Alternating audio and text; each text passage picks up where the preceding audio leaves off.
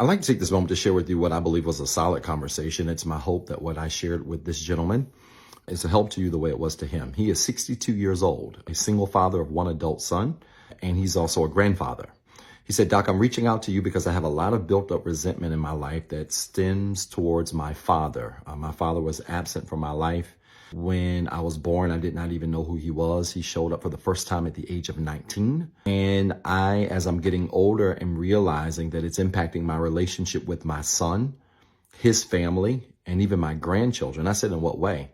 He said, well, Doc, when I'm engaging with them, I find myself being very much overly snappy, very much to be in a space where I have a quick temper when it comes to not only just him, but especially the grandkids who are less than 10 years old. And he said, I've been doing a lot of reflection.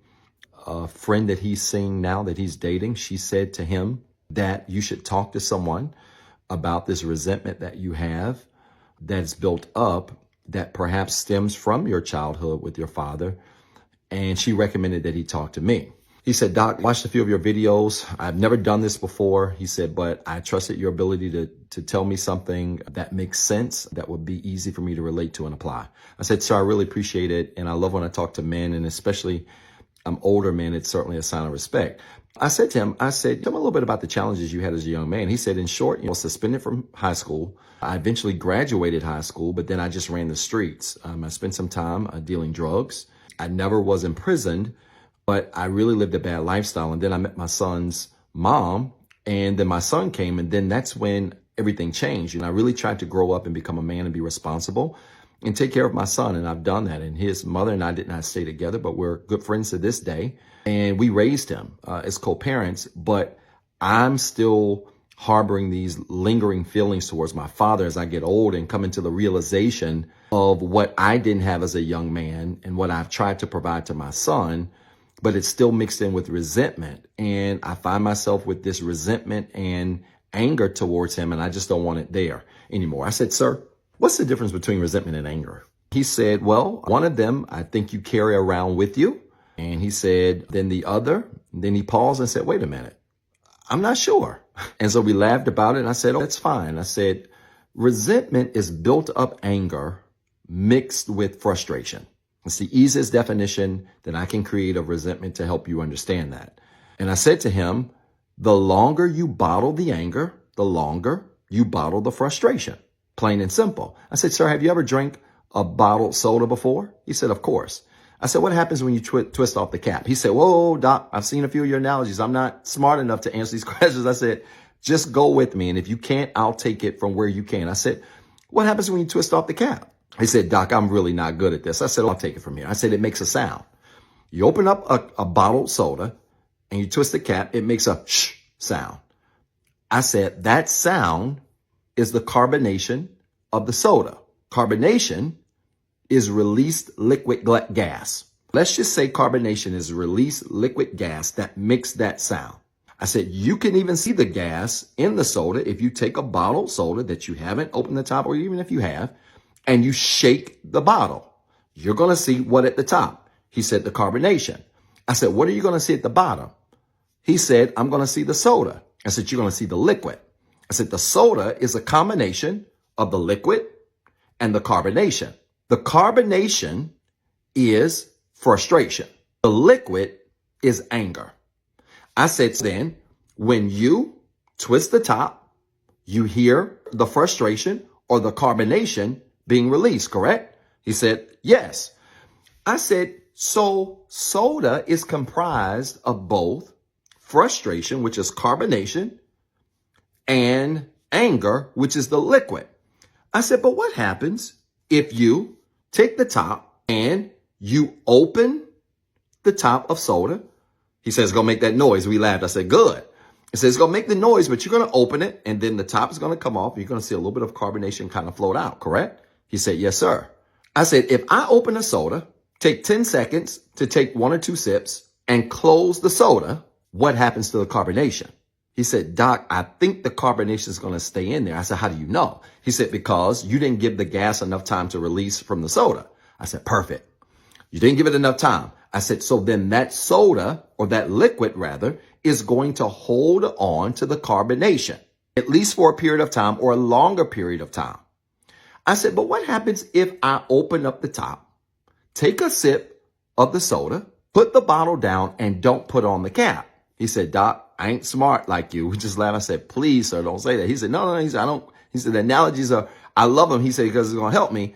He said, but if I had to guess, based on my experience of drinking the soda, we just laughed. He said, that soda's going to go flat. I said, why? He said, because you've left the top off of it. I said, and when you leave the top off of the soda and you don't replace it, what's going to happen to the liquid? He said, it's going to get flat. He said, the carbonation is going to leave the liquid and the soda's not going to be good to taste. I said, sir, you defeat resentment by releasing frustration so the anger can die. You defeat resentment by releasing frustration so that the anger, the liquid that is what we call soda, can die. I said, sir, soda is a combination of carbonation and liquid. It ain't just liquid. It ain't just carbonation. But in order to defeat it, we have to release the carbonation and leave the top open so the liquid can die. He said, Doc, I've never heard resentment explained like that. I said, I want to take it a step further. I said, when we understand this, we recognize that the soda becomes flat when we release frustration. And oftentimes this feeling that you have, right, this snappiness, this feeling like a loose cannon is really connected to you having bottled up frustration. You shake a bottle of soda and you see the suds. I said, that's how you feel when you feel snappy towards your son or your grandchildren, or you feel on edge. I said, so the only way to release that is we've got to get rid of that frustration so that the anger can die. And I said, I want to give you 3 ways you can beat resentment. He grabs his journal. He starts writing. I said, number 1, journaling. I said, and this is important. We have to understand the difference between diary writing and what I call intentional journaling. I said, it's one thing to write down how something has made you angry. I said, that's diary writing. When we write on our paper how we feel, that's diary writing. Intentional journaling is what I call journaling, is diary writing with the intent to do something about how you feel. So you don't write down just how you feel, but you write down solutions on ways you can beat that anger, improve that anger, correct that anger. I said, so journaling helps, number 1. I said, number 2, believe it or not, walks and car drives. I said, sir, walks, car drives without the radio are opportunities to release, scream, cry, curse if you want to, whatever you're going to do, but do it, because as you do these things, you're releasing the gas or the carbonation from the bottle so that the anger or the liquid can die. He's like, wow. I said, here's the 3rd one. This one is underrated and, in my opinion, undefeated.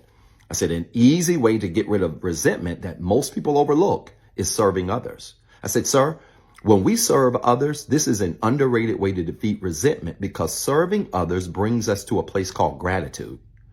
And what gratitude does is gratitude positions us to recognize that the things that we're mad about are probably not a big deal in the grand scheme of life. Meaning, if somebody pisses you off at work and you've got resentment because you've been overlooked for a raise or promotion, but then you go to the Salvation Army and you serve people who are homeless a meal, it is serving them a meal that puts into perspective that your problem really ain't that big a deal.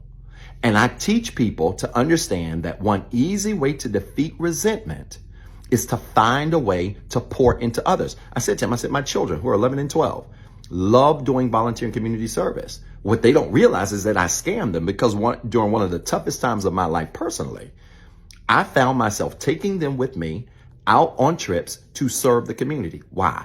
Because this is a way of putting your problems in perspective. This is a way of taking all the carbonation, releasing it, and letting the anger inside die. He was very thankful for this conversation. I'm pleased to say we've had only 3, maybe 4 talks. He has learned some practical ways and techniques to manage his frustration, or rather to release his frustration and release his anger. And he and his son and his grandchildren are doing incredibly well. Listen, I hope this story made sense. If it did, type church in the comments with 3 R's. And then remember, you've got 2 jobs. 1, be better today than what you were yesterday. And 2, don't forget what I told you.